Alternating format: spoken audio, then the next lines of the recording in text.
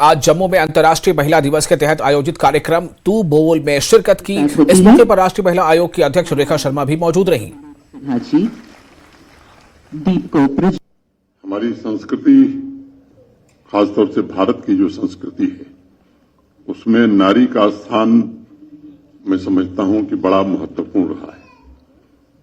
और हमारे यहां कहा गया कि नारी तुम केवल श्रद्धा हो, विश्वास रजत नक पत्तल में पीयूष रोसी बहा करो जीवन के सुंदर समतल में।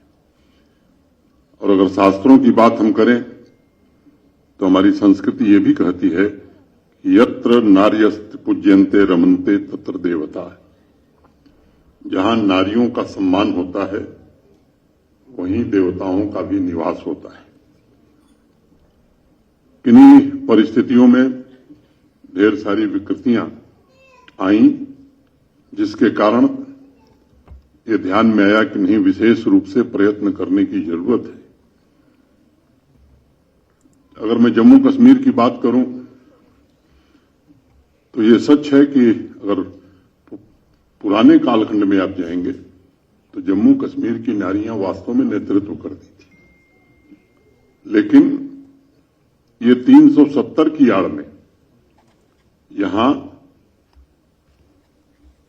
काफी भेदभाव यहां की बच्चियों के साथ, यहां की महिलाओं के साथ हुआ।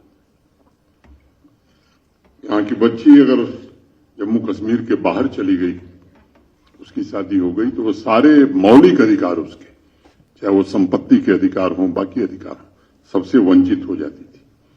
और मुझे लगता है इस दृष्टि से जम्मू कश्मीर के नारियों के सशक्तिकरण की दृष्टि से 5 अगस्त 2019 भारत के इतिहास का सबसे ऐतिहासिक क्षण था, जिस दिन देश की संसद ने माननीय प्रधानमंत्री श्रीमान नरेंद्र मोदी जी के नेतृत्व में धारा 370 और 35 को समाप्त किया।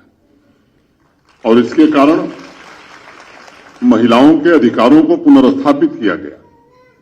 और उसके पश्चात विमेन एम्पावरमेंट अभियान में जम्मू कश्मीर प्रशासन ने माननीय प्रधानमंत्री जी के नेतृत्व में, मैं कह सकता हूं कि संतोषजनक पहल प्रारंभ की और उसके परिणाम अब हम देखने लगे। 20 फरवरी को भी माननीय प्रधानमंत्री जी जम्मू आए थे। अपने प्रवास के दौरान कुछ लाभार्थियों से उन्होंने संवाद किया था और उसमें कई बहनें थीं जिन्होंने जीवन में तमाम चुनौतियों का सामना करते हुए आज एक अलग मुकाम हासिल किया है। उन्हीं में से एक किश्तवाड़ की बहन थी और एक बांदीपुरा की शाहीना बेगम थी, जिन्होंने माननीय प्रधानमंत्री जी से कहा था कि केंद्र सरकार तथा जम्मू कश्मीर प्रशासन के मिले जुले प्रयासों से न सिर्फ वह स्वयं एक सफल एंटरप्रेन्योर बनी है, बल्कि बिजनेस के द्वारा उन्होंने 5 अन्य परिवारों के जीवन को भी बदलने में सफलता पाई है। ये मैंने एक नाम लिया है, आगे मैं कुछ लोगों का और जिक्र करूंगा।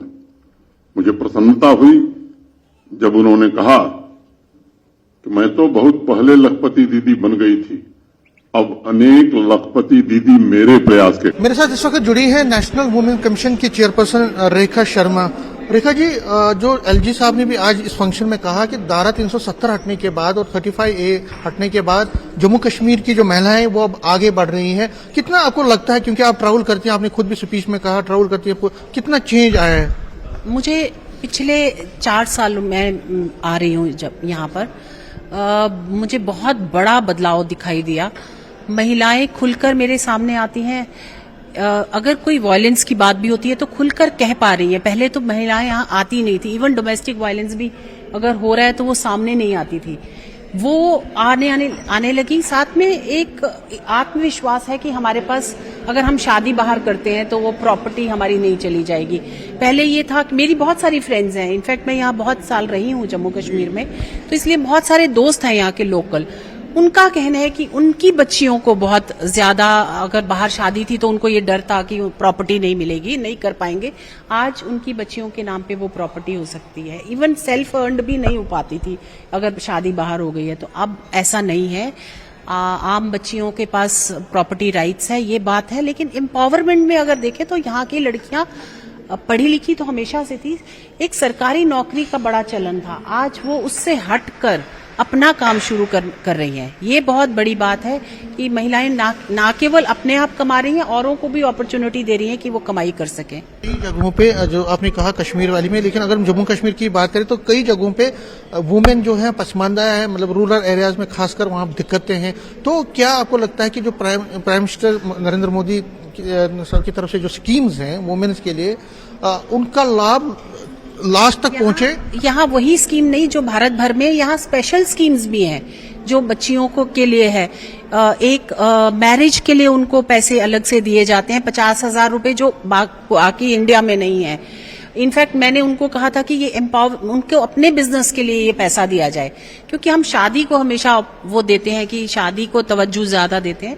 ऐसी अलग अलग स्कीम है, और जो प्रधानमंत्री जी की स्कीम्स हैं उनसे बहुत बड़ा लाभ आज गांव की महिलाएं भी ले रही हैं। सेल्फ हेल्प ग्रुप में बहुत बढ़ चढ़ कर हिस्सा ले रही हैं, अपने काम कर रही हैं, बैंक से लोन ले रही हैं, और लोन भी बढ़ गया है अब सेल्फ हेल्प ग्रुप को, जैसे आपको पता है। ये इनिशिएटिव्स आगे के आप, क्योंकि वुमेन कमीशन की चेयर, जम्मू कश्मीर में वुमेन्स पूरा एक्सेल करे और पूरा मर्दों के साथ साथ, तो आपका क्या रोल आगे रहने वाला है? मुझे लगता है मर्दों से आगे हैं महिलाएं, बस उनको अपनी स्ट्रेंथ जानने की जरूरत है। उसी के लिए हम ये प्रोग्राम जैसे आज कर रहे हैं, हमने कश्मीर में भी किया।